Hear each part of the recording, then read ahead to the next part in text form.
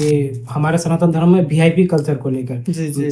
और जैसे ही VIP culture बंद हो जाएगा तो सनातन सब एक हो जाएंगे। ये जो अपना कर्म कर रहे हैं वो देवी देवता है। हाँ। तो भगवान की संख्या क्या होगी? भगवान की अब भगवान वास्तविक वो भी नहीं है, उनसे भी अलग में भगवान है। वहाँ पे जॉर्जियन कैलेंडर फॉलो नहीं होता है। जी जी जी। हाँ, वहाँ तो क्या है, हम लोग के यहाँ पर 200 वर्ष तक गुलामी रहे ना, अंग्रेज के गुलामी। हम जी, कोई आपको छोड़ के चला गया, आपका जीवन साथी, उसको वापस बुला लीजिए काला जादू से। इतना चार्ज लगेगा, ये लगेगा। वहाँ एक गुरुजी है, वो देवी देवताओं को बुलाने का काम, देवी देवता तो नहीं, मैं भी नहीं मानता देवी देवताओं नहीं, भूत प्रेत होगा। हाँ, अब किसी किसी का अंदर माता मैया भी आ जा रहे हैं। अब लोग उनको पूजा करते हैं, चढ़ाते हैं। तो मैं जो सनातन धर्म को मानता हूँ, मैं अंधविश्वास को नहीं मानूंगा। ऐसे हम लोग का इतना सारा भगवान है। हाँ। उनको कितने को माने? जी, उनको थोड़ा डिप्रेशन है, अच्छा डॉक्टर दिखाइए, उसका वो सब उधर जाएगा। तो उनको थोड़ा एक सामान्य ज्ञान पहुंचे। देखिए आज के जमाने में पुराने एक व्यवसाय भी हो गया।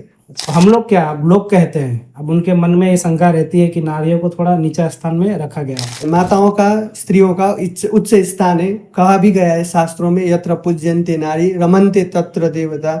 जहाँ पर नारियों का पूजन होता है, स्त्रियों का सम्मान होता है, वहाँ पर देवता भी आकर के वास करते हैं। जैसे कि किताब में जो हम लोग पढ़े सतीदाह प्रथा। हाँ। तो ये तो एक तो कुप्रथा ही है। कुप्रथा था।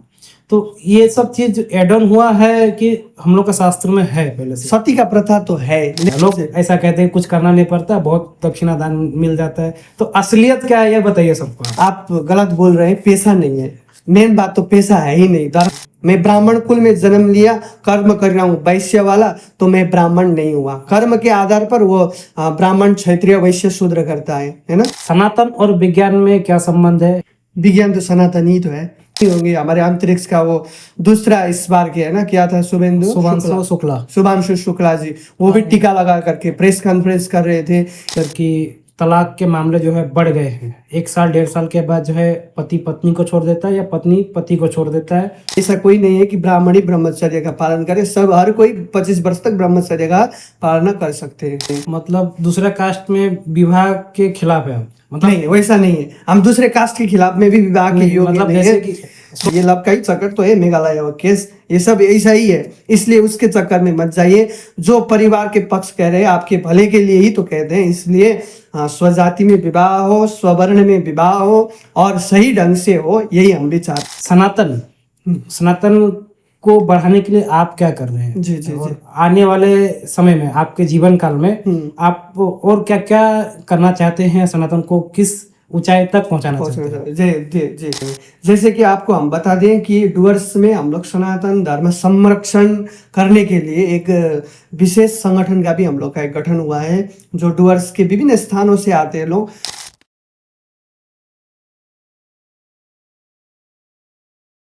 नमस्कार दर्शक, क्या चल रहा है? तो सबसे पहले मैं आप सभी को धन्यवाद देना चाहूँगा, क्योंकि आप लोगों ने इससे पहले वाला एपिसोड को ढेर सारा प्यार दिया। आज हम जो है दूसरा एपिसोड रिकॉर्ड करने जा रहे हैं। आज के जो हमारे गेस्ट हैं, अतिथि है श्रीमान शुभम गुरु जी। सबसे पहले मैं उनको प्रणाम करना चाहूँगा कि वो हमारे कहने पर एक बार में ही आ गए, अपना कीमती समय निकाल कर। तो सबसे पहले उनके बारे में जान लेते हैं, उनके ही जुबानी। तो गुरुजी, सबसे पहले आप बताइए कि आपकी शिक्षा की जो पृष्ठभूमि है और आपकी उपलब्धियां, आपने कैसे करके, कहाँ से ये सब अचीव किया और ये क्या होता है? एक्चुअली लोगों को MA BA तो पता रहता है, BSc BTech ही पता रहता है, लेकिन ये आचार्य का डिग्री क्या होता है, इनके बारे में थोड़ा सा आप दर्शकों को ज्ञान दीजिए। जी, सबसे पहले तो राधे राधे। राधे राधे। मेरा नाम आचार्य शुभम नेपाल, जो मैं यही डुअर्स का ही एक छोटा सा परिवार से आता हूँ। और हम लोग का ऐसा है, ब्राह्मण परिवार में हम लोग का जन्म हुआ है। तो सबसे पहले तो ब्राह्मण परिवार में जन्म लेना ये मेरा भी एक सौभाग्य की बात था। लेकिन बात क्या है, मेरे पिताजी और मेरे दादाजी, उन्होंने कहा कि तुम संस्कृत पढ़ लो, इंग्लिश और हिंदी जो नेपाली विषय है, ये विषय तो दूसरे लोग भी पढ़ते रहते हैं, लेकिन संस्कृत का विषय जो है वो अब तक किसी ने भी हमारे कुल में, हमारी परंपरा अनुसार किसी ने भी नहीं निभाया है। इसलिए तुमको ही एक काम करना पड़ेगा, संस्कृत का अध्ययन करो। तो इसी हिसाब से मैंने सबसे पहले मैं तो यही दर्शन पढ़ा, श्री गणेश विद्यालय से पढ़ा हुआ हूँ।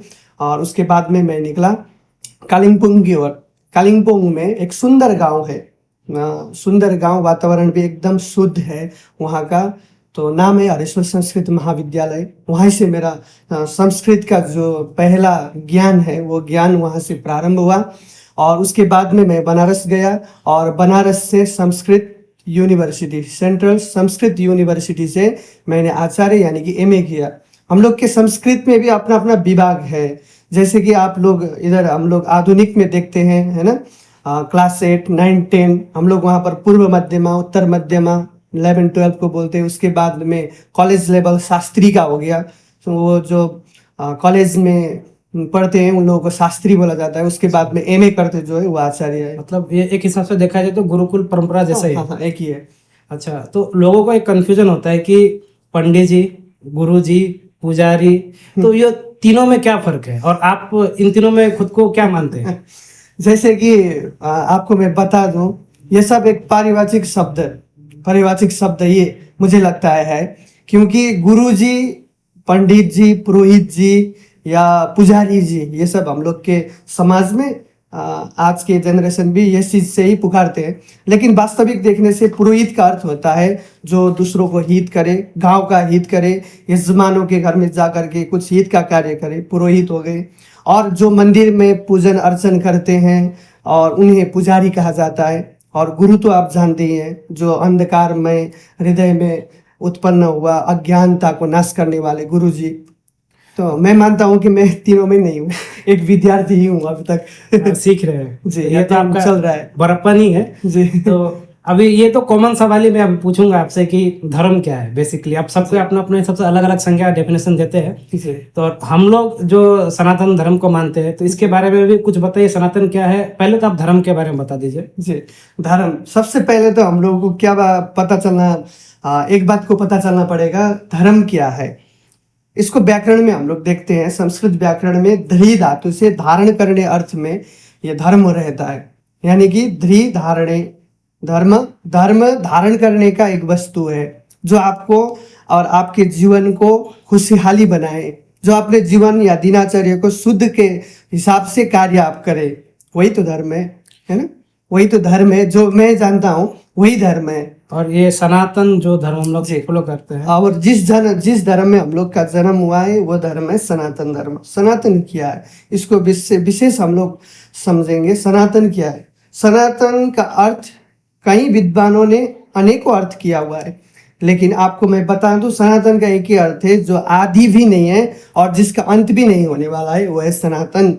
जो सनातन एक ऐसा विशाल धर्म है जो धर्म में हम लोग वसुदैव कुटुंबकम का मंत्र देते हैं, यानी कि सारा विश्व परिवार है, सबको साथ में रह करके कार्य करना पड़ेगा। तो जैसे कि आजकल का जितने भी युवा है, अगर मैं पूछूं कि तुम्हारा धर्म क्या है, मुंह से सीधा निकल जाता है हिंदू। तो अब हिंदू और सनातन का बीच जो कंफ्यूजन है, इसको आप थोड़ा दूर कीजिए। हम लोग खुद को क्या माने? हाँ, वो बात सबसे गहराई की बात है, आपने पूछ लिया।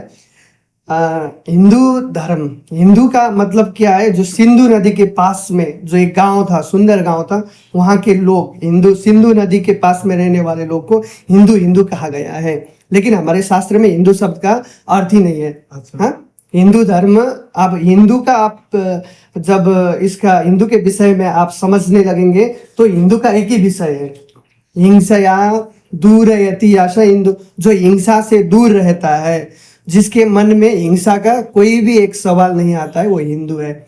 और हम लोग है तो सनातनी, क्योंकि हम लोग के पूर्वज भी सनातनी थे और हमारे भगवान राम, भगवान कृष्ण, जो भी भगवान आए इस धरती में, सब सनातन धर्म में आए। इसीलिए मैं तो अपने आप को सनातनी मानता हूँ। तो गुरुजी, एक सवाल है जो सवाल पूछने के लिए मैं तो काफी छोटा हूँ और वैसे भी आपने इससे पहले जवाब दे ही दिया है कि जैसे आपने बताया कि हमारा धर्म का ना उत्पत्ति है ना अंत है, तो फिर मैं पूछना चाहूंगा एक बेसिकली कि हमारे धर्म को उत्पत्ति के बारे में कुछ आप बताइए। जी, सबसे पहले तो सनातन धर्म के बारे में मैंने पहले भी बोल दिया हूँ। सनातन धर्म का उत्पत्ति कब हुआ, सबके मन में यही जिज्ञासा रहता है।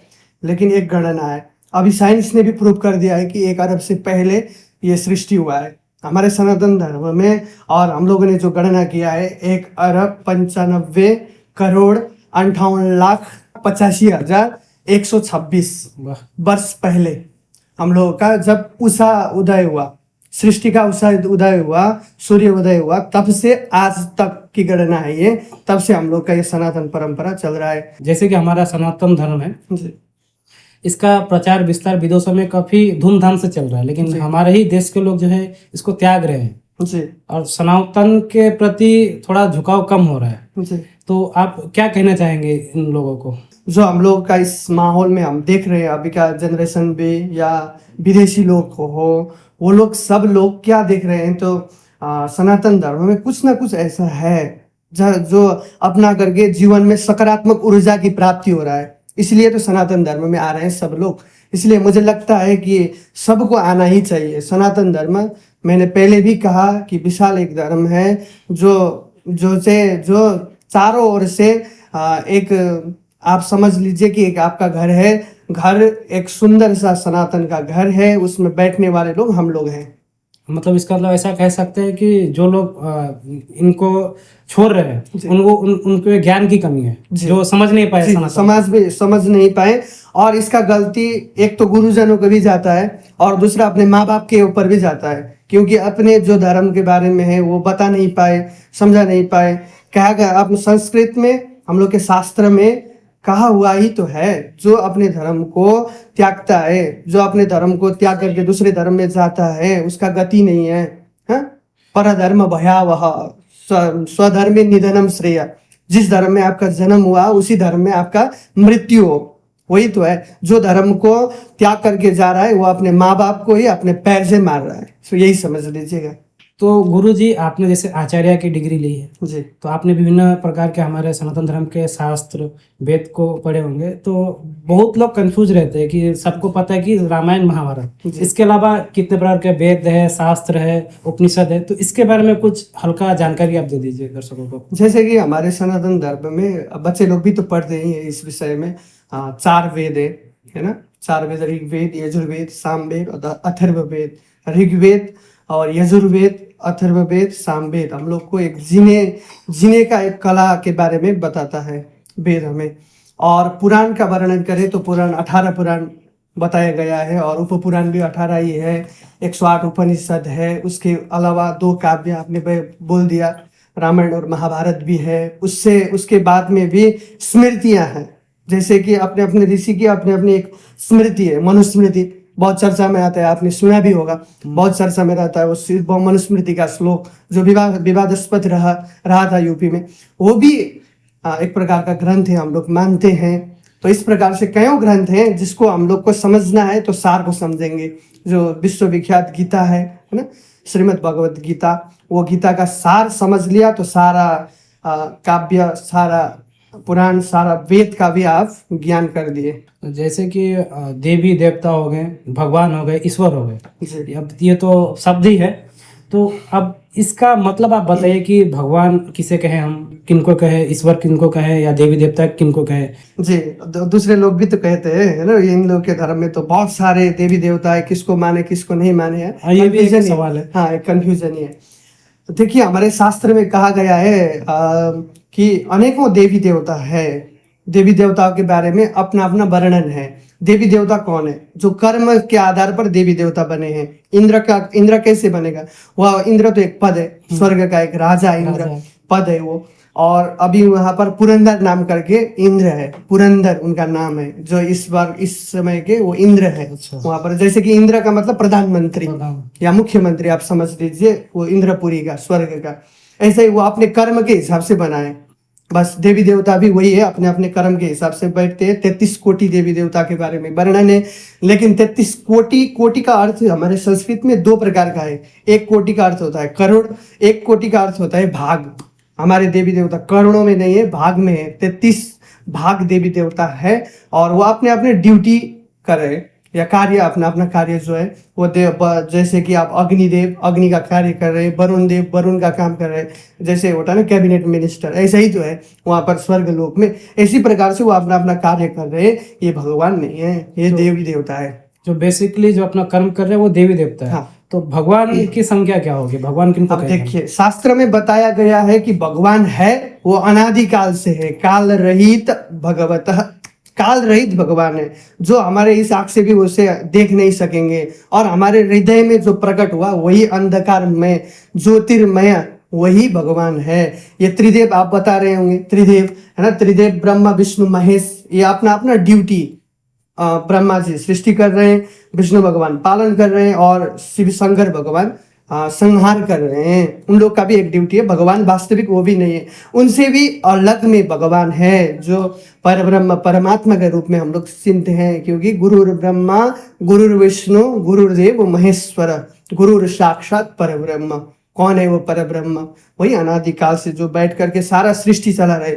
एक आपको बात पता होगा, जब हम लोग हैमिल्टन मेला में जाते हैं, एक कठपुतली बना करके नाचती है ना, ऐसे हाथ में लगा करके नचाता है ना, बस भगवान भी वही है। हम लोग कठपुतली की तरह नाच रहे, वो भगवान नचा रहे, हम लोग नाच रहे। तो इसका मतलब ये कह सकते हैं कि भगवान जो है सुप्रीम है, हाँ, और जो देवी देवता है कार्य कर रहे हैं। हाँ, वो अपने अपने हिसाब से कार्य कर रहे हैं और भगवान अपने हिसाब से सबको देख रहे हैं। जैसे कि आपने कहा कि हमारे सनातन धर्म के पास सभी कुछ है, जी।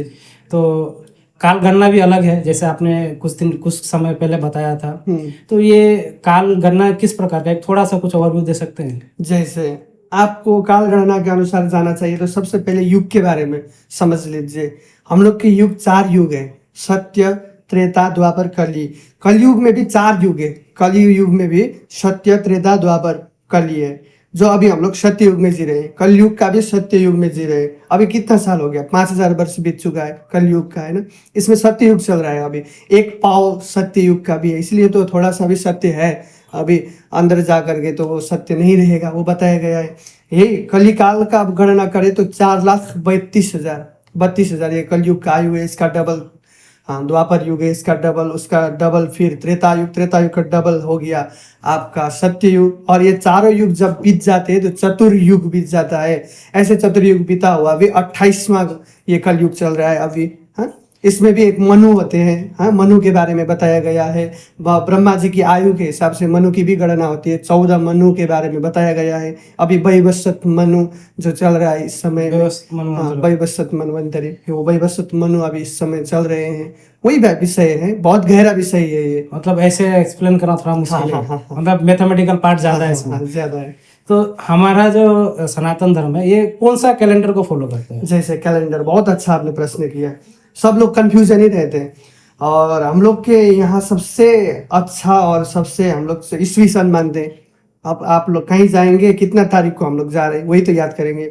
उसके बाद में हम लोग को तो कुछ पता भी नहीं है।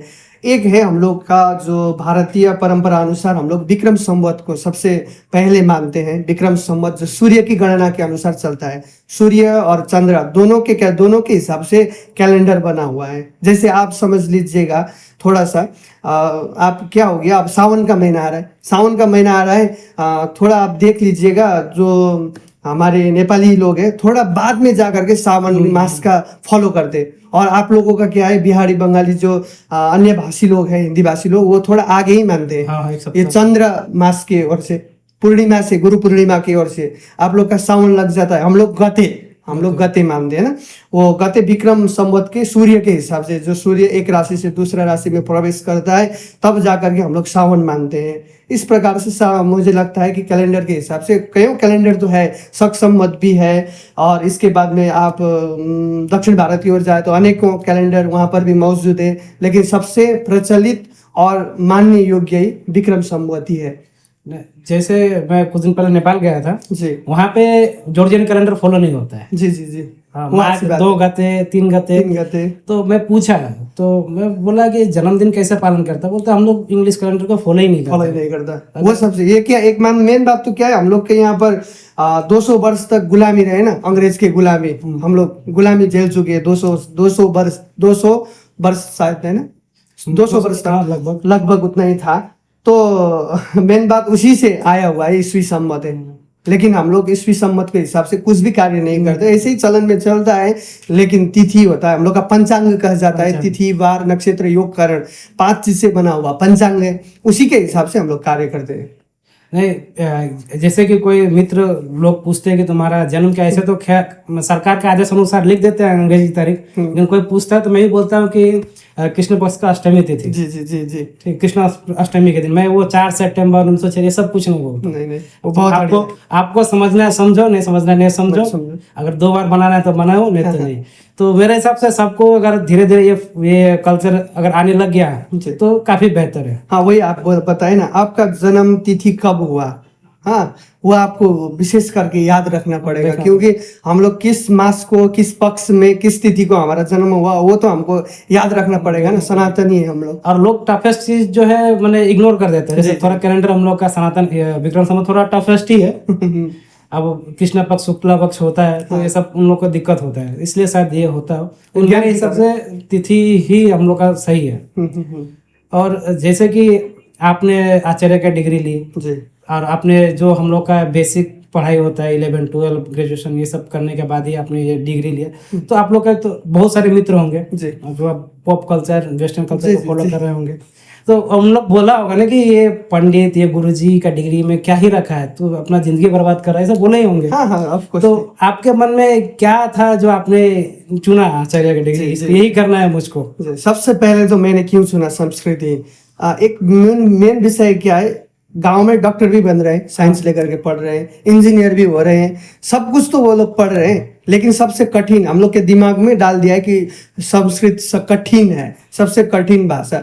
हम लोग के जितना भी भाषा है उसका जननी है, चाहे आप नेपाली भाषा देख लीजिए, हिंदी भाषा देख लीजिए, चाहे आपका मैथिली भाषा ही देख लीजिए, चाहे भोजपुरी भाषा ही देख लीजिए, सबकी जननी कौन है? संस्कृत भाषा है।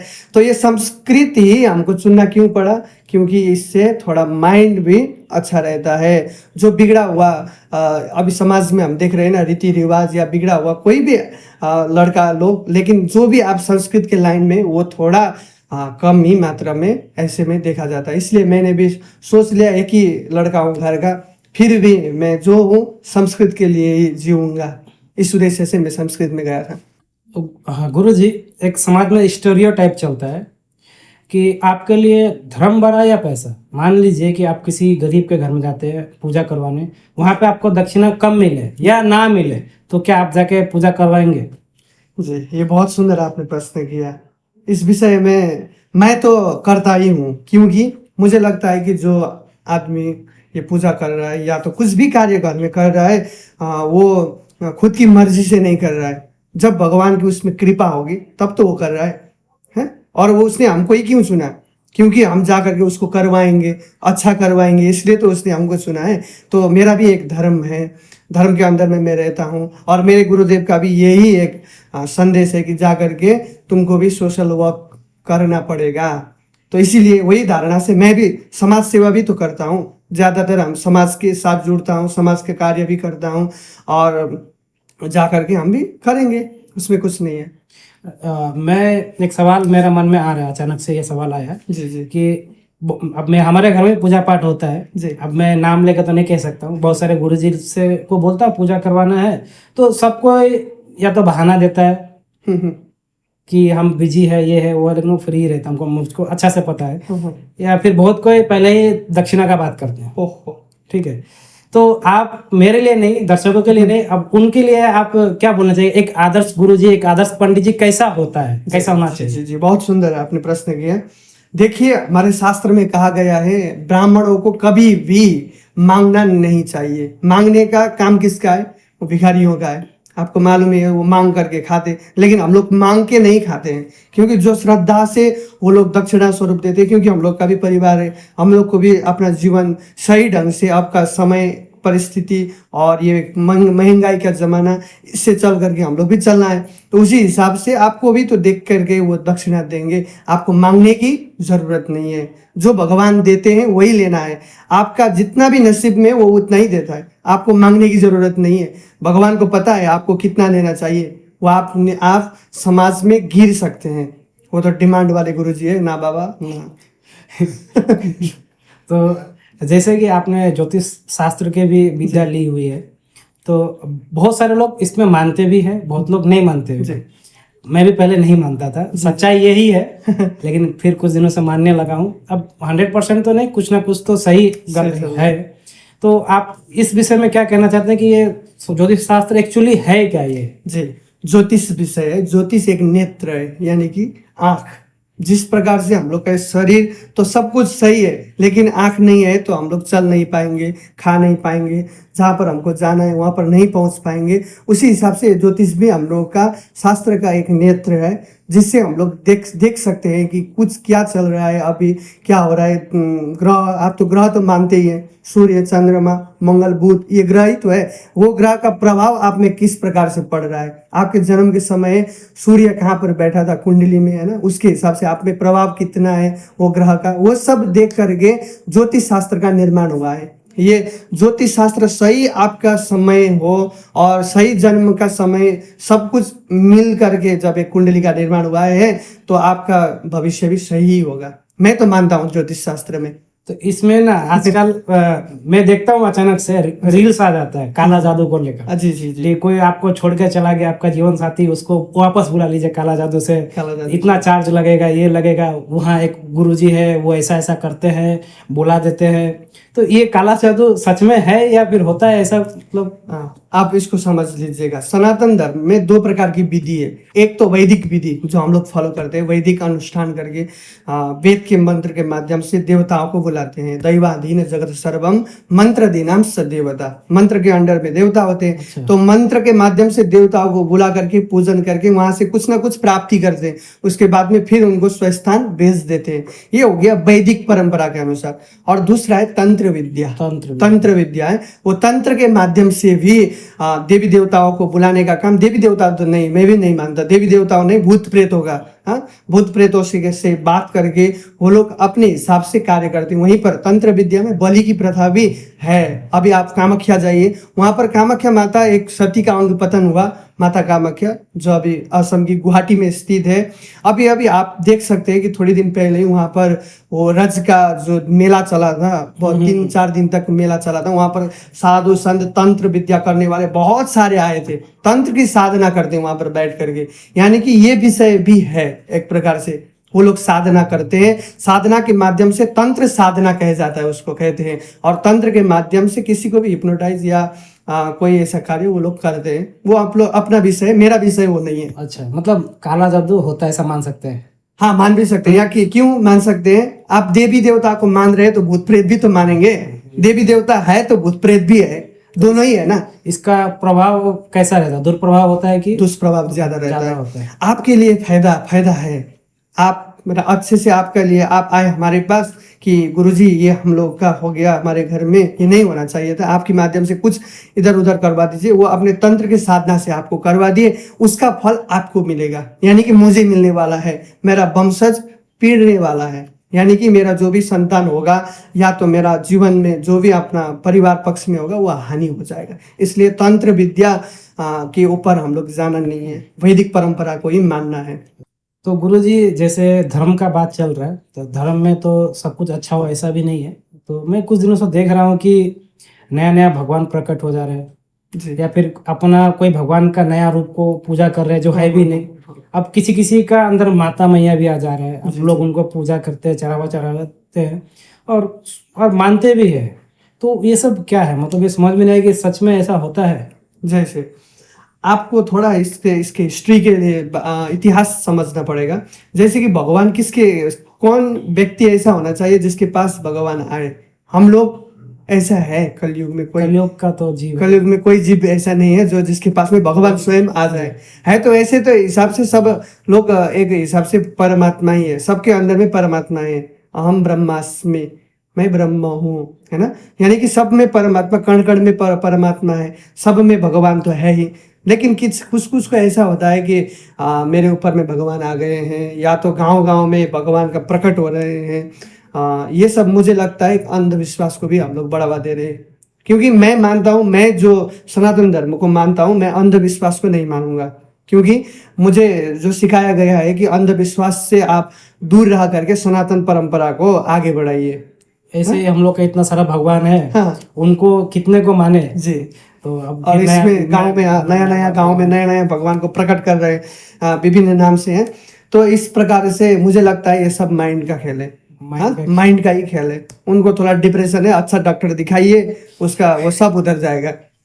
चलिए, ठीक है। मैं आपका कथा सुन रहा था पुराण वगैरह में, कभी कभी आप भी कथा में आते थे, स्टेज में भी मैंने देखा है आपको। जी तो एक जो पुराण होता है उसको अरेंज करने के लिए कितना स्तर में लोग काम करते हैं, उनका खर्चा क्या बैठता है, जी, जी, संगीतकार होते हैं, तो इसके बारे में एक मतलब आप ओवरव्यू दे सकते हैं लोगों को, ताकि अगर कोई पुराण ऑर्गेनाइज करना चाहे तो उनको थोड़ा एक सामान्य ज्ञान पहुंचे। सामान्य ज्ञान। देखिए आज के जमाने में पुराण एक व्यवसाय भी हो गया। अच्छा। देखने में आता है कि लोग पुराण को इतना पैसा बच गया तो वो काम सही ढंग से नहीं कर करके अपनी जीविका भी अर्जन कर रहे हैं, वो अलग बात है। लेकिन पुराण एक ऐसा चीज़ है जो गांव घर में एक सकारात्मक ऊर्जा की प्राप्ति होती है और ज्ञान की वृद्धि भी होती है।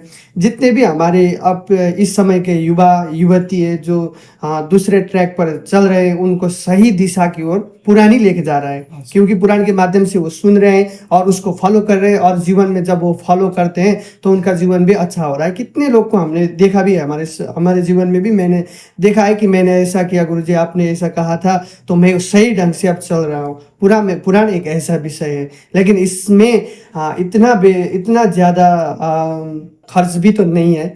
जैसे कि खर्च अब तो सब साधारण से आप खर्च को देखें तो सबसे पहले तो बात आती है टेंट की। अब महंगाई की ज़माना भी है, टेंट वाला भी अब उनका भी जीविका है, वो भी यही कार्य से उनका गुजारा चल रहा है, उनको भी देना पड़ेगा।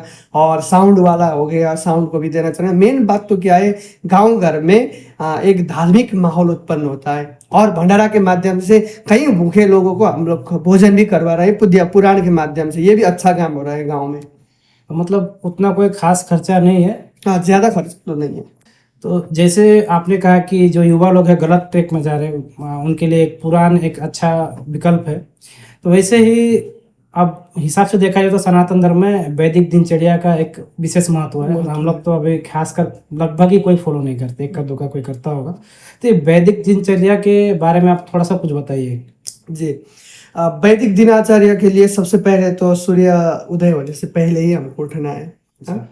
दिनचर्या, क्योंकि उससे पहले हम उठेंगे तो अपना जीवन, हम लोग के ये शरीर में भी एक ऊर्जा आता है, तो इसलिए हम लोग सूर्य उदय से पहले ही, ब्रह्म मुहूर्त कहा जाता है, उससे पहले हम लोग उठते हैं। सबसे दिनचर्या उससे प्रारंभ होता है। उठने के बाद में आपको योगा के माध्यम से है, कितने लोग जुड़ रहे हैं और जीवन को स्वस्थ बना रहे हैं। योग एक साधन है, तो आप योग का भी सहारा ले सकते हैं, योगा कर सकते हैं।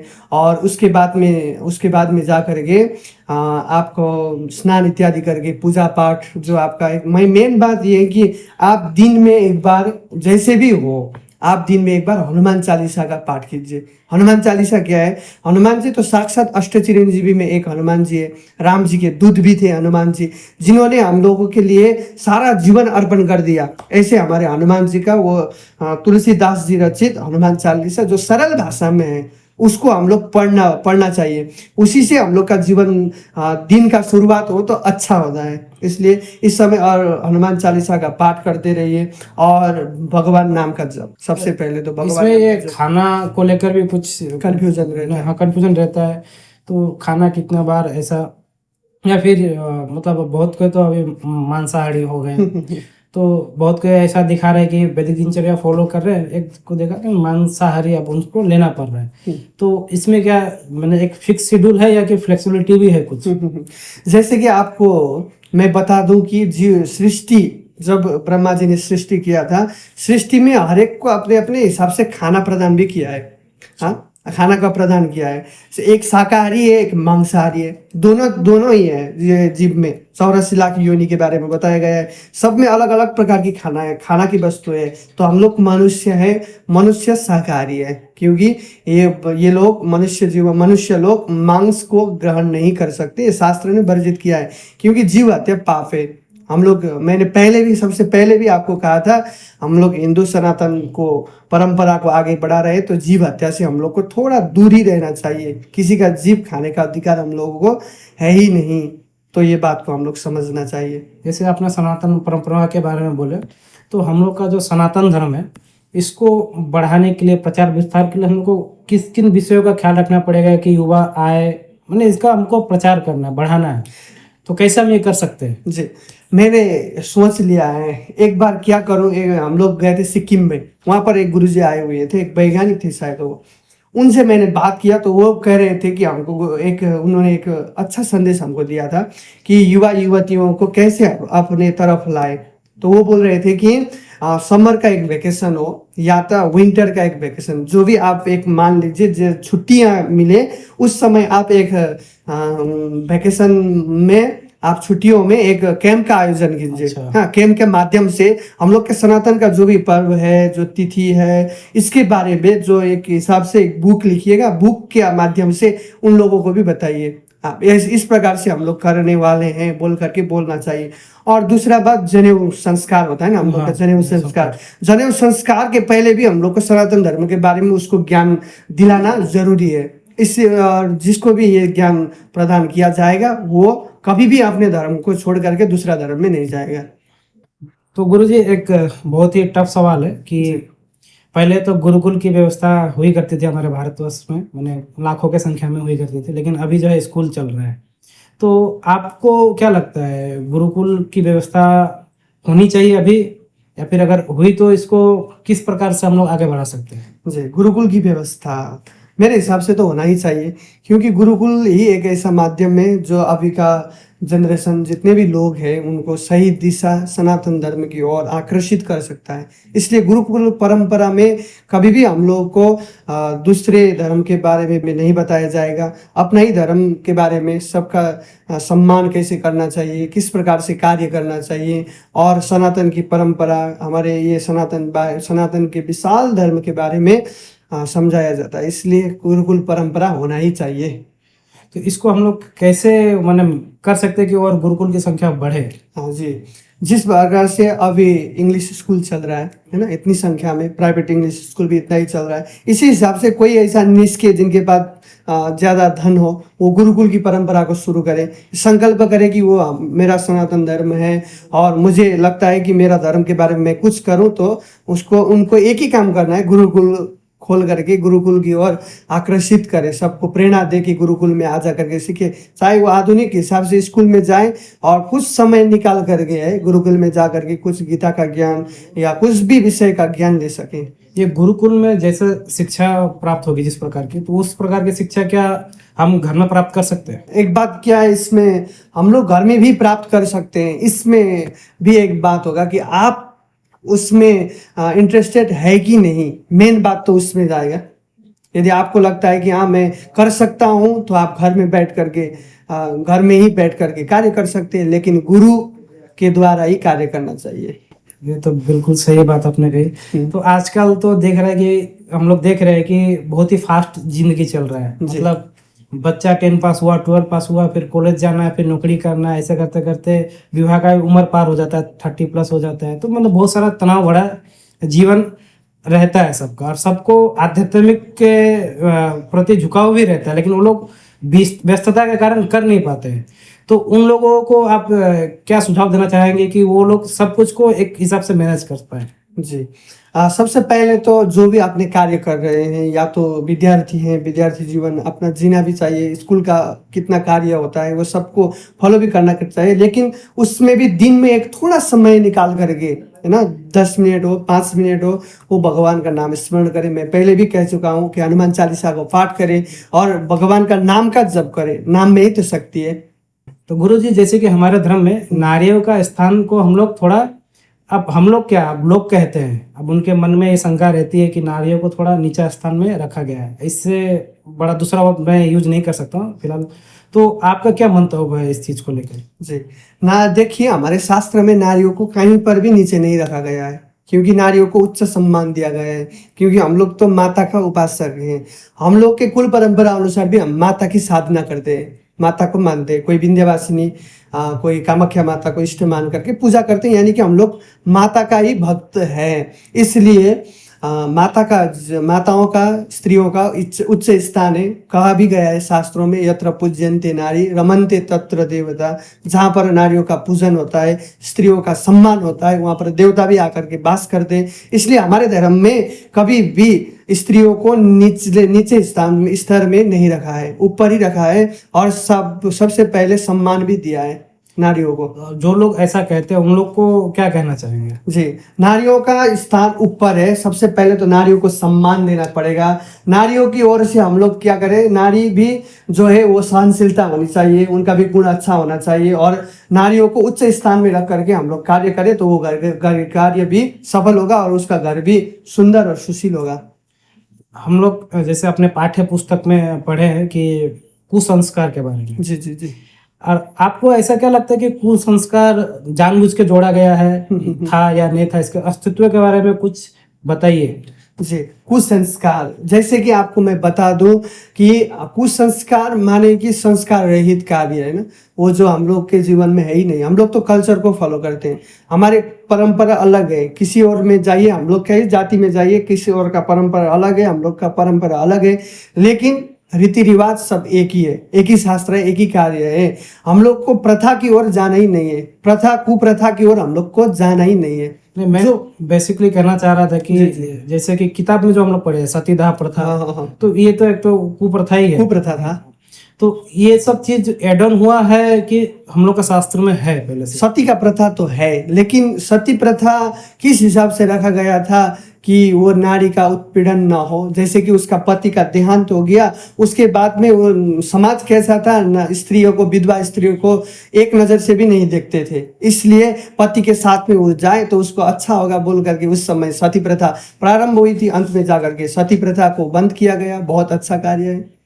मैं देखा हूँ कि ये जो प्रथा है, कभी कभी मैं पढ़ा भी एक आध जगह कि ये प्रथा कभी एक बार हुआ था, उसी को लोग फॉलो करते हैं किसी एक विशेष कारण की वजह से। हाँ जी जी, मैं इसी को बोलते हैं, हम लोग भी बोलते हैं अंधविश्वास का ही एक अंग है ये। मतलब हम लोग जो जल्दी अडॉप्ट कर लेते हैं, जल्दी जैसे किसी के बहकावा में आके। हाँ, एक छोटा सा कहावत भी है, हाँ, छोटा सा एक कथा भी है, लघु कथा जिसको हम बोलते हैं लघु कथा। हम लोग के यहाँ एक श्राद्ध किया जाता है ना, पितरों का श्राद्ध किया जाता है। उस समय एक आदमी क्या था, वो श्राद्ध कर रहा था। श्राद्ध करते समय एक बिल्ली आकर के उसके वो जो सामग्री था उसमें छूने लगा बिल्ली।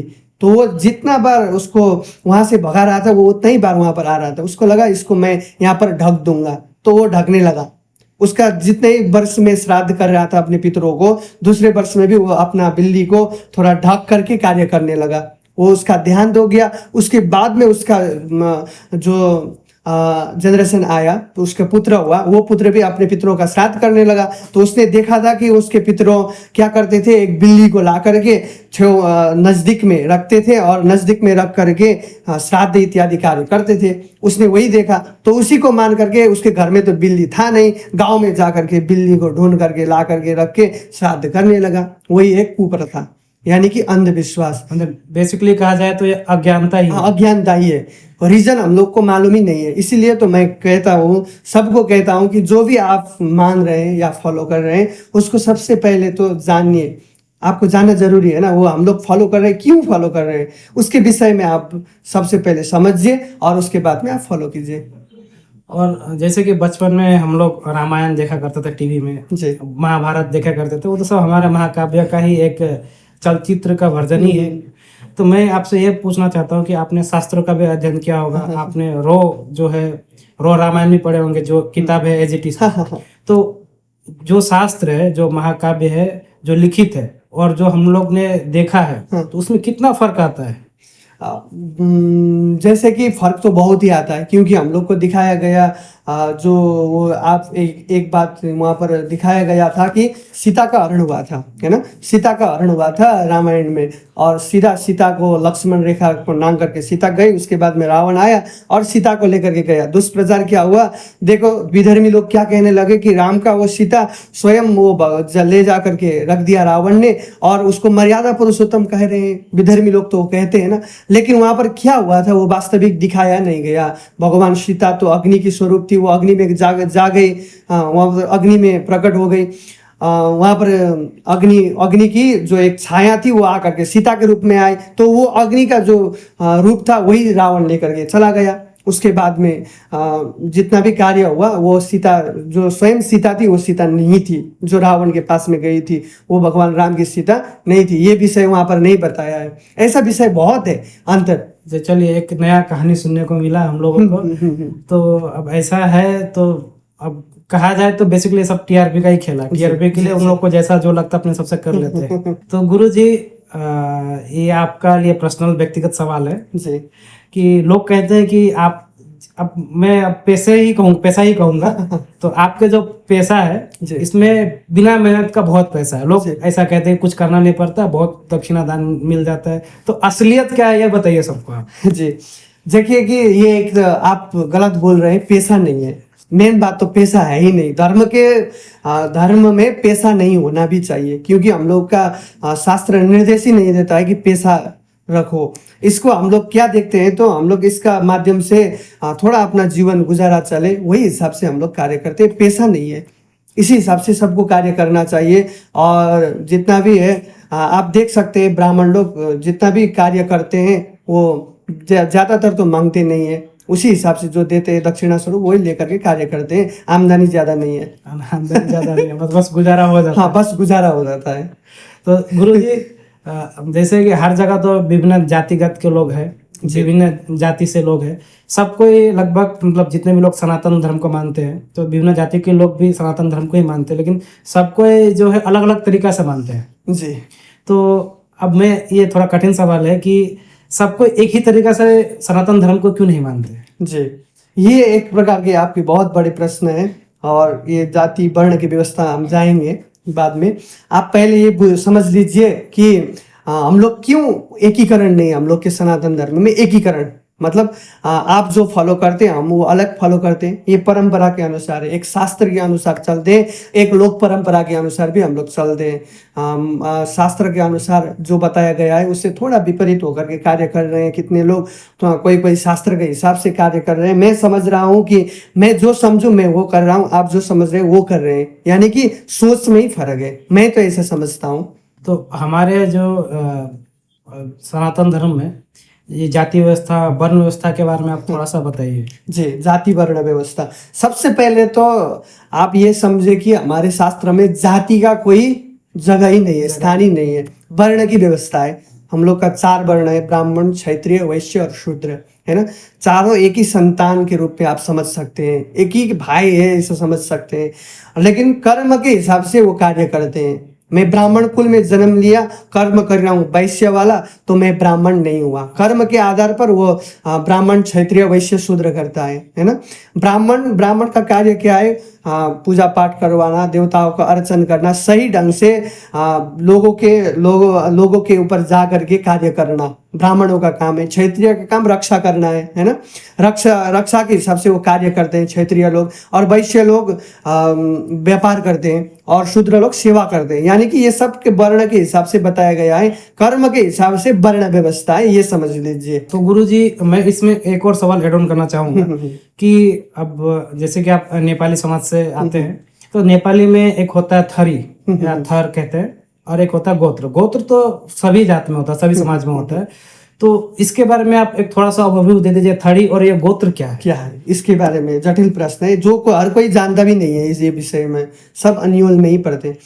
देखिए जान लीजिए कि गोत्र क्या है। गोत्र हम लोग का ऋषि परंपरा से आया हुआ है, ऋषियों से चला हुआ। हम लोग किस ऋषि के संतान है? मेरा घृतकौशिक गोत्र है, मैं घृतकौशिक ऋषि का संतान हूँ। यानी कि ये समझे कि आप किस ऋषि के संतान है, उसी हिसाब से आया हुआ है। अब देखने में आता है जो ऋषि नहीं थे उनका भी गोत्र बना करके चल रहा है समाज में। वो क्या क्या मैं जानना ही जाऊँगा उसके ऊपर, लेकिन जो ऋषि है उसी के हिसाब से गोत्र चलता आ रहा है, उसी को हम लोग गोत्र मानना चाहिए। और थर हम लोग के यहाँ नेपाली में थर है, विभिन्न थर के लोग यहाँ पर रहते हैं। हम लोग अब ब्राह्मण हो गए, ब्राह्मण में भी कई थर है, जैसे कि मैं नेपाल हुआ, खनाल, बराल या इत्यादि, घिमिरे, अधिकारी, ये सब है हम लोग के यहाँ पर भी इत्यादि। ये हम लोग थर हैं। थर मुझे ऐसा लगता है कि ये थर किसी हिसाब से पड़ा हुआ है, मतलब इसका कोई बेसिकली कोई मुख्य काम नहीं है। ये थोड़ा किस हिसाब से पड़ा है कि ये कार्य करने वाला ये थरी का हो गया, ये कार्य करता था वो हो गया, इस प्रकार से नाम पड़ा हुआ है।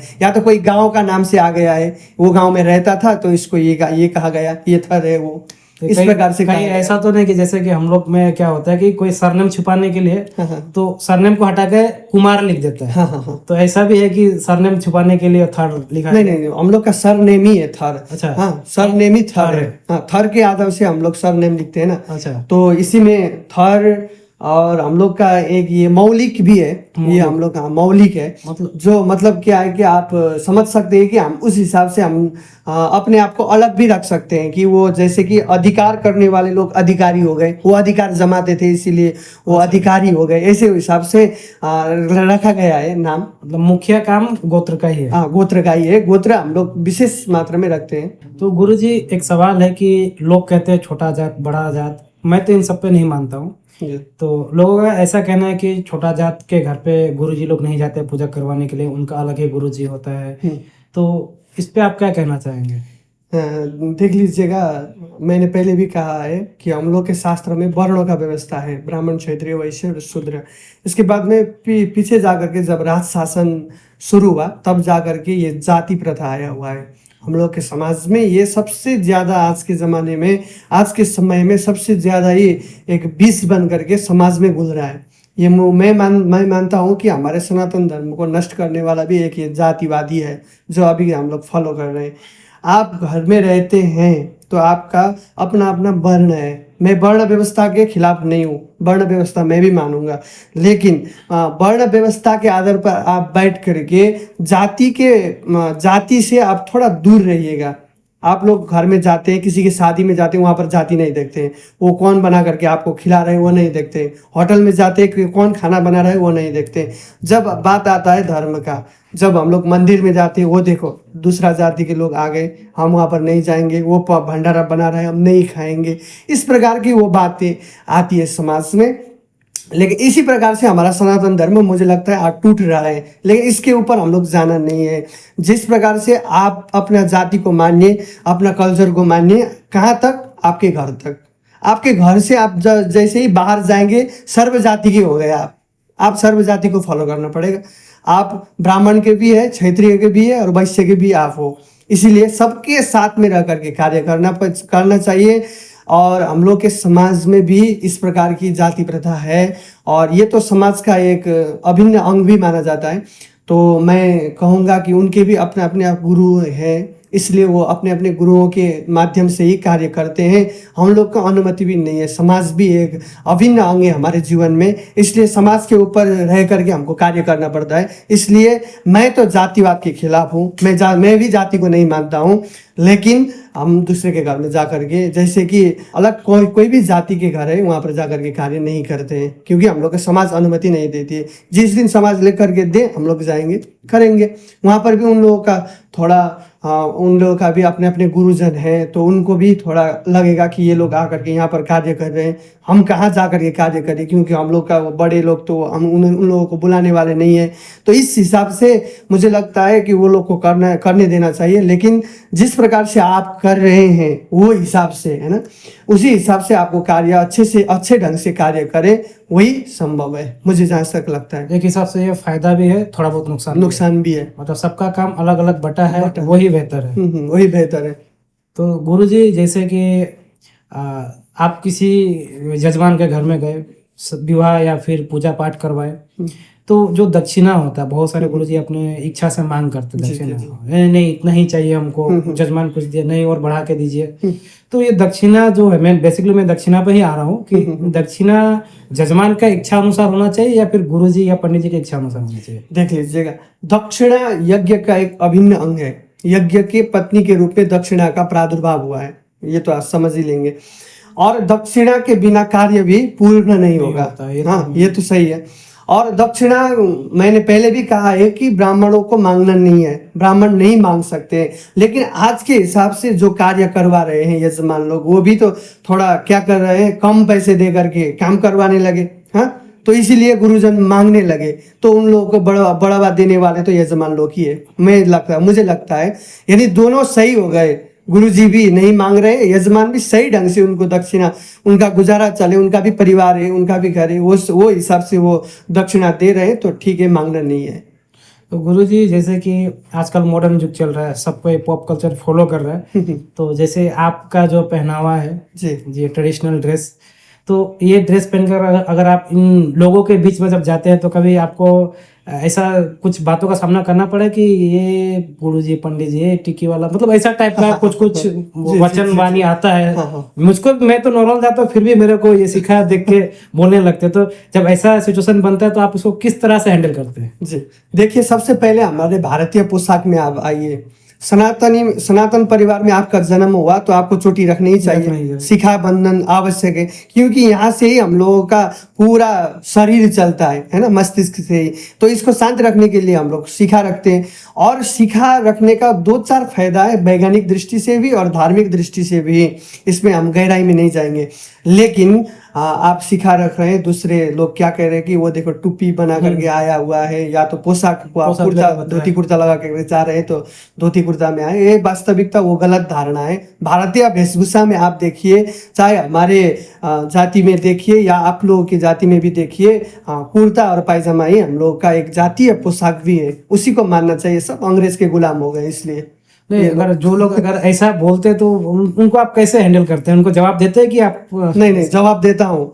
जब मैं कहता हूँ कि ये हम लोग का एक पोशाक ही तो है, इसमें देखिए हम कितना कंफर्टेबल होकर के बैठे हुए हैं। आप थोड़ी ना जींस पैंट लगा करके वो पूजा में बैठ रहे हैं। आपका ध्यान कहाँ जा रहा है? वो पैंट में जा रहा है, वो पैंट खींच रहा है आपको।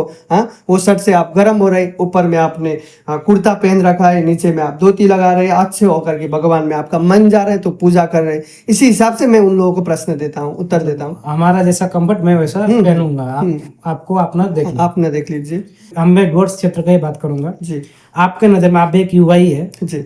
अभी सबसे जो सीनियर गुरुजी कौन है आपके नजर में, और सबसे ज्यादा ज्ञान वाले और सबसे कम उम्र के गुरुजी कौन है आपके नजर में? 3 गुरुजी का नाम बताना है आपको। जी, मैं अवश्य लूंगा, लेकिन आप एक बात समझ लीजिएगा, मेरे हिसाब से बहुत ऐसे विद्वान हैं। डुअर्स को एक विद्वान का गढ़ कहा गया है। आप देखिए, ऊपर पहाड़ में भी देखिए, या तराई में जाइए या सिलीगुड़ी की ओर जाइए, जो जितने भी आज विद्वान लोग हैं वो हमारे डुअर्स में भी कमी नहीं है। इतने व्यास हो चुके हैं ये डुअर्स में, तो उन लोगों का आज नाम भी मैं नहीं ले सकता। इतना लोग हो गए हैं, विद्वान लोग हो गए। आने वाले जनरेशन, आप कह रहे थे छोटी उम्र वाले, इतना भी आज वो अध्ययन कर रहे हैं गुरुकुल के माध्यम से। आने वाले समय में हर घर में सब लोग संस्कृत का अध्ययन करने लगेंगे, ये विश्वास रखिए। मैं किसी का पर्सनल नाम नहीं लूंगा। है तो बहुत सारे डुअर्स में, और हमारे जयगांव में तो डुअर्स का एक गढ़ ही माना गया है, विद्वानों का गढ़ माना गया है जयगांव में। चलिए इतना आप बता दीजिए कि आप किसको अपना इंस्पिरेशन मानते हैं? जैसे कि किससे प्रेरणा आप लेते हैं? जी, हम प्रेरणा लेते हैं, हमारे गुरुदेव है लक्ष्मी नारायण गुरु जी। आप भी शायद पहचानते होंगे, निमती के हैं वो गुरु जी। हाँ, वो हमारा एक प्रेरणा का स्रोत है, क्योंकि वो सनातन के लिए जीते हैं और सनातन के लिए ही सब कुछ करते हैं। इसीलिए उनसे हम कुछ प्रेरणा लेते हैं। वो व्यवहारिक कार्य भी करते हैं, और जितना भी गाँव का कार्य हो, सनातन का कार्य हो, वो निःशुल्क रूप से कथा भी करते हैं। ऐसे वाले वो गुरु जी के साथ मैं जुड़ा हुआ हूँ। तो गुरुजी, ये काफी ज्यादा ट्रेंडिंग में रहता है ये बात, सनातन और विज्ञान में क्या संबंध है, या फिर दोनों में क्या फर्क है, या दोनों के बारे में अलग अलग आप डेफिनेशन भी दे सकते हैं। तो ये ज्यादा ही कंफ्यूजिंग टॉपिक है, तो आपके हिसाब से ये क्या आप कहना चाहेंगे? जैसे कि आप समझ लीजिएगा, विज्ञान एक अलग विषय है ही नहीं। विज्ञान तो सनातन ही तो है। जो सनातन का परंपरा नियम है वही विज्ञान तो है। आज के जमाने में हमारे ही वेद से ही निकल करके वो लोग आज रिसर्च कर रहे हैं। आप देख लीजिए, एक दार्शनिक शास्त्री थे अल्बर्ट आइंस्टीन, उनको भी आपने देखा होगा उनके इतिहास में। वो भी कहते हैं कि मैं गीता पढ़ता था, गीता का ज्ञान लेता था और गीता के अनुसार मैं कार्य करता था, और रिसर्च भी मैंने गीता के आधार पर ही किया। वो बोले थे अपने इतिहास में, मैं पढ़ा था। लेकिन आप देख लीजिएगा कि वैज्ञानिक जितने भी हैं वो सनातन परंपरा को मानते हैं और सनातन हिसाब से ही कार्य करते हैं। यानी कि हमारा सनातन धर्म में ही विज्ञान छुपा हुआ है, ये आप समझ लीजिएगा। सुबह उठ करके हम लोग टीका लगाते हैं, है ना। ये टीका लगाने से क्या होता है? मस्तिष्क शांत रहता है, आपका वो प्रेशर, क्या बोलते हैं, हाई प्रेशर, हाई जो है वो नॉर्मल हो जाता है। इसलिए हम लोग अकाल मृत्यु को भी टारने वाला वो तिलक होता है, इसलिए हम तिलक लगाते हैं। आप देखेंगे होंगे हमारे अंतरिक्ष का वो दूसरा इस बार के, है ना, क्या था, शुभांशु शुक्ला जी, वो भी टीका लगा करके प्रेस कॉन्फ्रेंस कर रहे थे। यानी कि विज्ञान भी आज सनातन को मान रहा है, यानी कि सनातन ही विज्ञान है। जब अंतरिक्ष के लिए कोई भी यान यहाँ से निकलता है तब मुहूर्त देखा जाता है, सही मुहूर्त में ही उसको यहाँ से रवाना किया जाता है। इसलिए सनातन विज्ञान और सनातन में मुझे तो कोई अंतर ही नहीं देखता हूँ। आप देख सकते हैं जिन्होंने परमाणु बम बनाया था, रोबर्ट ओपेनहाइमर, है ना, उन्होंने भी बताया था एक प्रेस कॉन्फ्रेंस में कि मैंने भी एक गीता का ही माध्यम से, गीता से ही सीख ले करके हैं ये सब कार्य किया था, और वो जितने भी जीवन में अपना उदासीपन था वो भी गीता के माध्यम से ही दूर करते थे, वो उन्होंने बताया था। बहुत जगह मैंने देखा भी है, सच भी है एक्चुअली, कि हमारे सनातन धर्म में वीआईपी कल्चर को लेकर जी। मैं भी बहुत सारे मंदिर में दर्शन के लिए जाता हूँ, तो जो लोग पहले से पास टोकन बुक करते हैं या फिर जो जाके पैसा ज़्यादा देते हैं उनको भगवान पहले मिल जाता है, और जो नहीं दे पाते हैं उनको लाइन लगना पड़ता है। तो इसके रिगार्डिंग आप क्या कहना चाहेंगे? जी, ये एक इस प्रकार मंदिरों का भी ये साल या तो पहले से ही चल रहा है ना, इस साल का कोई बात नहीं है, पहले से ही ये वीआईपी का लाइन, ये वीआईपी का जो टिकट का सिस्टम है वो चल रहा है।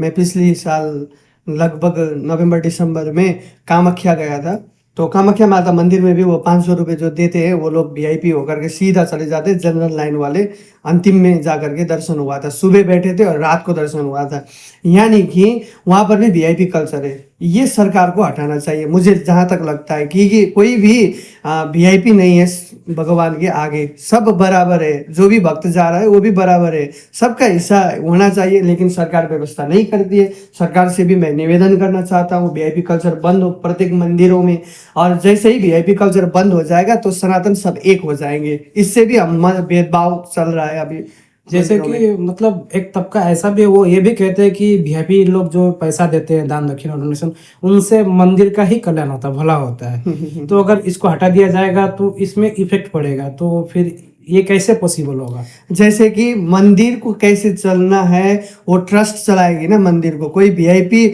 करोड़ों रुपए का दान दे या गरीब 1 रुपये का दान दे, वो बराबर ही है, वो इतना उसके पास है तो वो दे रहा है। लेकिन मुझे लगता है वो धन शायद मंदिरों को भी नहीं लेना चाहिए। जो सही ढंग से इस्तेमाल करके पैसा दे रहे हैं, 1-2 रुपया अपने जीवन का हिस्सा निकाल करके उसी से मंदिर को चलाना चाहिए। मंदिर चलाने में ज़्यादा खर्ची तो नहीं है, बस एक पंडित जी का उसका भी गुजारा चले वो पैसा, और दिया जलाने के लिए, भोग लगाने के लिए थोड़ा पैसा चाहिए, उससे ज़्यादा क्या चाहिए। हम लोग ना वीआईपी हो गए ना, सबको अलग अलग व्यवस्था, पानी की व्यवस्था, इसका व्यवस्था, बैठने का व्यवस्था हमारे लिए ही तो बन रहा है, लेकिन मंदिरों में ऐसा ना हो, मैं यही गुजारिश करना चाहता हूँ। तो गुरुजी, अभी एक ट्रेंडिंग चल रहा है चीज़, या जैसे पर्व त्योहार आने लगता है वैसे ही जितना भी युवा लड़का लड़की है तो उस पर्व त्योहार के वेशभूषा में आ जाते हैं, रील बनाते हैं, या फिर अपने बच्चे को ही भगवान का वेश धारण कर देते हैं, फोटोशूट होता है। उसके बाद ये अक्सर रील वाला भक्ति कहेंगे, मैं इसको रील वाला भक्ति कहूँगा। तो ये रील वाला जो भक्ति है, इस पे आपका क्या राय है? जैसे कि मैं बता दूं, सबसे पहले तो रील्स जो अब ट्रेंड चल रहा है उससे भी कोई लोग प्रेरित हो रहे हैं। हाँ, कितने लोग को परंपरा याद ही नहीं था, वो रील्स में देख रहे हैं, उसके बाद में वो फॉलो कर रहे हैं। उस हिसाब से हर एक चीज में नेगेटिव और पॉजिटिव है, उसमें भी नेगेटिव और पॉजिटिव तो है ही, ये तो आप भी समझ लिए होंगे। पॉजिटिव भी हमको उसको लेना चाहिए, क्योंकि वो रील्स से कोई कितना लोग देख रहे हैं कि वो ऐसा विधान है तो ऐसा करना चाहिए, वो अपने हिसाब से कार्य कर रहे हैं। लेकिन रील्स ही बनाने के लिए तो भक्ति है ही नहीं। भक्ति तो भगवान में अपना मन ले जा करके भगवान में रखना चाहिए, तब जा करके भक्ति होगा। तो गुरुजी, और एक सवाल है कि बहुत लोग ऐसा कहते हैं कि जो पंडित जी, जो गुरु जी है, उनको ब्रह्मचारी होना आवश्यक है, तो इस बात में कितना सच्चाई है? जैसे कि विधान है, हम लोगों का परंपरा अनुसार 4 आश्रम के बारे में बताया गया है शास्त्र में। सबसे पहला ब्रह्मचर्य का आश्रम। ब्रह्मचारी आश्रम कब तक? 25 वर्ष तक सबको ब्रह्मचर्य में रहना चाहिए। अच्छा। केवल ब्राह्मणों को ही नहीं लागू होता है, सबको ब्रह्मचर्य आश्रम का पालन करना पड़ेगा। इसके बाद में आ जाता है गृहस्थ आश्रम। 25 वर्ष के बाद में गृहस्थ जीवन को धारण करना चाहिए। उसके बाद में जैसे ही 50 वर्ष हो जाएंगे, उसके बाद में आप वन प्रस्थान के लिए जाइए, इसका विधान है। 50 वर्ष से ऊपर, 75 वर्ष के आप हो गए तो उसके बाद में संन्यास धर्म का विधान है। इस प्रकार से सबको ही ब्रह्मचर्य रहना चाहिए 25 वर्ष तक। उसके बाद में तो गृहस्थ भी तो चलाना चाहिए, आपका भी वंशज होना चाहिए, वो आगे बढ़ाए। ऐसा कोई नहीं है कि ब्राह्मण ही ब्रह्मचर्य का पालन करे, सब हर कोई 25 वर्ष तक ब्रह्मचर्य का पालन कर सकते हैं। तो गुरुजी, जैसे कि आजकल हम लोग देख रहे हैं अक्सर कि तलाक के मामले जो है बढ़ गए हैं। 1 साल 1.5 साल के बाद जो है पति पत्नी को छोड़ देता है या पत्नी पति को छोड़ देता है, और ट्रेंडिंग न्यूज़ तो आपको पता ही है, अब मेघालय वाला केस हो गया, इससे पहले नीला ड्रम वाला हाँ। केस हो गया। तो ये सब क्यों हो रहा है, इसको हम लोग कैसे रोक सकते हैं? जैसे कि आपने कहा अभी तलाक, ये शब्द हम लोग का है ही नहीं। हम लोग के सनातन परंपरा में तलाक या ये बिछोड़ वाला कोई परंपरा है ही नहीं। शादी का 7 वचन है, उसके बाद में कन्यादान है। कन्यादान जिसको दिया गया है वो आजीवन के लिए उसी का ही है। वो तलाक दे करके, हाँ, डाइवर्स लेकर के दूसरे के साथ में शादी नहीं कर सकता है हम लोग की परंपरा अनुसार, सनातन परंपरा अनुसार। क्योंकि शाखोच्चारण बोला जाता है। शाखा का उच्चारण करके एक लड़की के पिता, एक लड़के के पिता, लड़का का जिसका वो पिताजी होता है उसका नाम उच्चारण करके उसके हाथ में प्रदान करता है। यानी कि इसका जीवन जब तक रहेगा तब तक ये आपके साथ में रहेंगी बोल करके वचन प्रदान करके उनको दिया जाता है। इसी हिसाब से मुझे लगता है कि हम लोग के शब्द नहीं है ये, और हम लोग इसके ऊपर जाना भी नहीं चाहिए। जो शादी हो रही है अभी के समय में, है, जितना भी हो रहा है वो सब मुझे लगता है कि कोई ना कुछ हम लोग का ही गलती है, माँ बाप का भी गलती है कि हम लोग समझ नहीं पा रहे अपने बेटे अपने बेटी को। हम लोग को भी समझना चाहिए कि उसका क्या पसंद है क्या ना पसंद है। जो अब लड़का लड़की भी एक ओर से अपने माता पिता की ओर से भी सोचना चाहिए। आजीवन जिसने आपको जन्म दिया है, जिसने आपको इतना लायक बना दिया है, उसके हिसाब से ही आप सलाह अनुसार ही विवाह करें। ये विवाह कोई बच्चों बच्ची का गुड़ियों का खेल तो नहीं है ना, ये जीवन का एक हिस्सा है। विवाह एक ऐसा संबंध है जो 2 संबंध मिल रहे हैं एक आपस में। तो इसको थोड़ा आप सोच विचार करके ही विवाह करें। जो सोच विचार करके कुंडली का मिलन करके का जो ये कर रहा है, शादियाँ हो रही है, उसका देखिए आप बिछोड़ नहीं हो रहा है। जो ज़्यादातर लव के चक्कर अभी हो रहा है ना, लव का चक्कर चल रहा है, वो लव के चक्कर की ओर में ही ये जा रहा है सब। ये लव का ही चक्कर तो है, मेघालय केस ये सब ऐसा ही है। इसलिए उसके चक्कर में मत जाइए। जो परिवार के पक्ष कह रहे हैं आपके भले के लिए ही तो कहते हैं। इसलिए स्वजाति में विवाह हो, स्ववर्ण में विवाह हो और सही ढंग से हो, यही हम भी चाहते हैं। मतलब दूसरा कास्ट में विवाह के खिलाफ है? मतलब नहीं, वैसा नहीं है। हम दूसरे कास्ट के खिलाफ में भी विवाह के योग्य मतलब नहीं है। जैसे कि सोच लीजिए आप 2 बात इसमें। आपको क्या पता है, आपके अपने कल्चर के बारे में सब मालूम है। मेरे कल्चर मेरे घर में कैसा चल रहा है मैं जानता हूँ। लेकिन दूसरे कास्ट में मेरा शादी हो गया तो उसका कल्चर क्या है, उसका रीति क्या है, उनका रिवाज क्या है, वो हमको मालूम ही नहीं है। तो जा करके आपको एक दुविधा हो जाएगा उस समय वहां पर। तो इसलिए स्वजाति में विवाह करना श्रेय माना गया है। अच्छा, मतलब बेसिकली कहा जाए तो सब कुछ ठीक रहा तो दूसरा कास्ट में विवाह करना सही है, लेकिन लॉजिकली देखा जाए तो स्वजाति ही ठीक है। ठीक है। अच्छा, तो गुरुजी रिसेंटली एक बहुत बड़ा जनसंगम हुआ, महाकुंभ का पर्व गया, तो आप भी गए होंगे जी। तो आपको वहां जाकर कैसा लगा, वहां की व्यवस्था के बारे में, ठीक है, और आप वहां पे जाकर कैसा फील हुआ, ये थोड़ा आपका अनुभव बताइए। जी, मेरे जीवन का ये दूसरा महाकुंभ था। पहला वाला महाकुंभ 2020 में मैं था हरिद्वार में, उस समय, है ना, हरिद्वार में था। तब भी व्यवस्थाएं वहाँ पर उत्तराखंड सरकार ने अच्छी तरह से ही की थी। लेकिन इस बार जो मैंने वहाँ पर देखा उत्तर प्रदेश में प्रयागराज में, व्यवस्था तो बहुत अच्छा था, लेकिन इतना भारी संख्या में श्रद्धालु वहाँ पर पहुँच रहे थे, व्यवस्था जो था उससे बाहर हो रहे थे, इसलिए तो उतना घटना घटा। लेकिन मुझे जहाँ तक मालूम है, महाकुंभ एक महान पर्व है। जब साधु संत इतने सारे आए हुए थे, उनका दर्शन सौभाग्य प्राप्त हुआ, ये सबसे बड़ा था। वहाँ का हम लोग को व्यवस्था वहाँ के सरकार की ओर से जो दिया गया था उसमें हम संतुष्ट थे। अच्छा, तो गुरुजी आप तो विभिन्न तीर्थ क्षेत्र में भ्रमण करे होंगे, विभिन्न प्रकार के मंदिर में भी गए होंगे, तो आप ऐसा एक एक्सपीरियंस शेयर कीजिए कि उस मंदिर में जाकर आपको एक अलग ही फील हुआ जी, और आप सबको सजेस्ट करेंगे कि वहाँ एक ना एक बार जाए। ऐसे तो भगवान हर जगह है। देखिए कि मंदिर का विषय में एक ऐसा बात है, मन जा करके जहाँ पर स्थिर हो वो मंदिर है। मन यत्र गत्वा स्थिर भवति स मंदिर, वो मंदिर है। इसलिए मंदिर में हम लोग जब जाते हैं तो स्वच्छ मन से जाएं, ये हम लोग कहते हैं।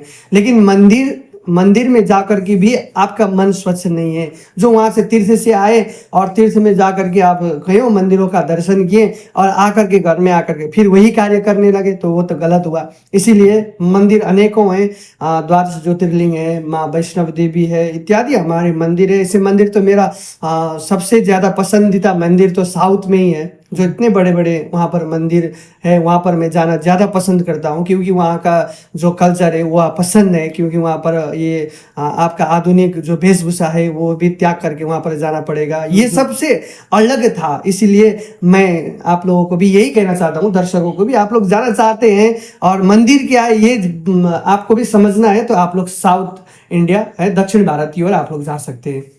जैसे कि गुरुजी आप नेपाली समाज से आते जी। हैं, तो आप केवल सिर्फ नेपाली घरों में जाके पूजा पाठ करवाते हैं, यज्ञ का आयोजन करते हैं, या फिर आप किसी और जाति के भी, जैसे मतलब अदर कास्ट बोला जाए, बिहारी, मारवाड़ी, बंगाली, तो इन लोग के वहाँ पे भी जाके करवाते हैं? जैसे कि हम नेपाली ही का ही एक पुरोहित हैं, लेकिन हम नेपाली से ज़्यादा बाहर भी जाते हैं। मारवाड़ी समाज में भी कितने लोग हैं जो हम लोग को बुलाते हैं, वहाँ पर भी जा करके कार्य करते हैं। बिहारी भी है, उन लोगों का थोड़ा कुछ रीति रिवाज हम भी जानते हैं, उसी हिसाब से कार्य करते हैं, सभी के घर में जा करके करते हैं। मतलब बेसिकली कोई नहीं है जो आपको बुलाया प्रेम से आप उनके हाँ, पास उनके घर में जा करके कार्य करते हैं। फिलहाल मैं आपसे एक अंतिम सवाल करना चाहूँगा, कि सवाल नहीं, ये आप अपना जो क्या समझते हैं वो लोगों को बताइए कि सनातन को बढ़ाने के लिए आप क्या कर रहे हैं? जी, जी, और जी। आने वाले समय में आपके जीवन काल में आप और क्या क्या करना चाहते हैं, सनातन को किस ऊंचाई तक पहुंचाना चाहते हैं? जी जी जी। जैसे कि आपने हमको बताया सनातन के लिए आप लोग क्या कर रहे हैं, जैसे कि आपको हम बता दें कि डुवर्स में हम लोग सनातन धर्म संरक्षण करने के लिए एक विशेष संगठन का भी हम लोग का एक गठन हुआ है, जो डुवर्स के विभिन्न स्थानों से आते हैं लोग, वहाँ पर का भी मैं एक सदस्य हूँ। और डुवर्स संरक्षण की ओर से भी, डुवर्स सनातन धर्म संरक्षण की ओर से भी आज कार्य हो रहे हैं। और आपको मालूम होगा कि पिछली बार हम लोगों ने एक बड़ा, सबसे बड़ा विशाल यज्ञ किया था। ये डुवर्स जहाँ से प्रारंभ होता है, वासाबाड़ी बगन, बागराकोट के बाद में आता है वासाबाड़ी। और वासाबाड़ी बगन में हम लोगों ने एक बड़ा सनातन विशाल एक सम्मेलन किया था। वहाँ पर विद्वानगण, ज़्यादातर विद्वान हम लोग के डुवर्स से ही गए थे, और वहाँ से हम लोगों ने शुरुआत किया था। प्रत्येक वर्ष एक एक जगह जा करके कार्य करेंगे। इस बार हम लोगों ने उदलाबाड़ी में किया, और आते समय हम नगरकट्टा में करने वाले हैं। इस प्रकार से कार्य हो रहा है हम लोग का सनातन की ओर से। केवल धर्म के आधार पर ही नहीं, हम जातिगत रूप से भी जाकर के सेवा कर रहे हैं। जितने भी मेरे फेसबुक से मुझे जुड़े हुए वो लोग भी देखते होंगे कि हम लोगों ने 2-3 परिवार, बीमारी परिवार को भी सहायता किया है। हम लोग का डुवर्स ब्राह्मण युवा संगठन है, हम लोग का यूथ एक परिवार है, और उसका मैं अभी प्रेसिडेंट हूँ। और इस हिसाब से हम लोग वहाँ पर कार्य कर रहे हैं। दलसिंहपाड़ा में एक रोगी हैं, उनके घर में भी हम लोगों ने जा करके थोड़ा आर्थिक सहयोग, जितना हो सके उतना आर्थिक सहयोग किया। केंद्रापाड़ा में किया। इस प्रकार से 2-4 जगह में हम लोगों ने इस प्रकार से आर्थिक सहयोग भी कर रहे हैं। और तो और हम लोग कई बार भंडारा भी करवाते हैं, जैसे कि जहाँ पर ज़्यादातर गरीब लोग हों, जिसके भोजन प्राप्त नहीं हो रहा है। इस समय तो सरकार दे रही है, इतनी सारी सुविधाएं दे रही है, लेकिन इससे भी कोई वंचित गांव है तो वहाँ पर जाकर के भंडारा करवाना, कपड़ा देना, ये सब कार्य हम लोग अपनी ओर से कर रहे हैं। यानी कि सनातन धर्म में जो लोग हैं वो सुरक्षित रहें, इस प्रकार से हम कार्य कर रहे हैं और सनातन को बढ़ावा दे रहे हैं। तो गुरुजी, आप मेरे कहने पर आए पॉडकास्ट में जी। तो आप दर्शकों को अगर कुछ कहना चाहते हैं, कुछ आपका संदेश देना चाहते हो तो आप दे सकते हैं, क्योंकि इसके बाद हम लोग जो है समाप्ति की ओर। हाँ, जैसे कि आज है हमको आपने निमंत्रण किया, बहुत अच्छा लगा। पहली बार आपके साथ मुलाकात भी मेरा हुआ। आपका मैंने वो ब्लॉग तो देखा ही था, आप विभिन्न स्थान मंदिर में जाते थे, संघर्ष जीवन आपका वो भी मैंने सब देखा हुआ है। दर्शकों से भी यही अनुरोध करता हूँ कि वो उसको और सपोर्ट कीजिए, कितना हो सके। आप लोग अपने हिसाब से कार्य जो हो सके वो कार्य कर दीजिएगा। और हमारा शुभ आशीर्वाद तो आपके साथ है ही, और शुभ आशीर्वाद के साथ और उच्च आपको देखना चाहेंगे हम भी, और वो आपको प्राप्त हो। भगवान का आशीर्वाद आपके ऊपर बने रहे, आपके परिवार के ऊपर, यही कामना के साथ है मेरा शब्द भी मैं यही समाप्त करता हूँ। मैं दर्शकों से ये निवेदन करना चाहता हूँ कि ये पॉडकास्ट को आप लोग पूरा देखें, इसमें कोई भूल त्रुटि हो आप कमेंट करके बताएं, और इसको इतना ज़्यादा शेयर करें ताकि गुरुजी के साथ हम लोग जो है शास्त्र के टॉपिक पे एक नया पॉडकास्ट लेकर आ सके। आज के लिए बस इतना ही। आप लोग देखते रहिए क्या चल रहा है। धन्यवाद।